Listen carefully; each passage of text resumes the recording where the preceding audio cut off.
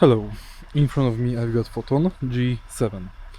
In this video I'll show you how to lift up trunk. In the beginning, take a look at the trunk of your car, pull up the handle. Now you can lower tailgate, and now you can lift the trunk cover.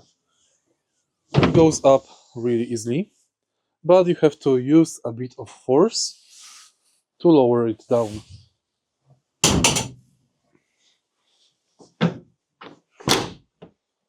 If you find this video helpful, please leave like, comment and subscribe.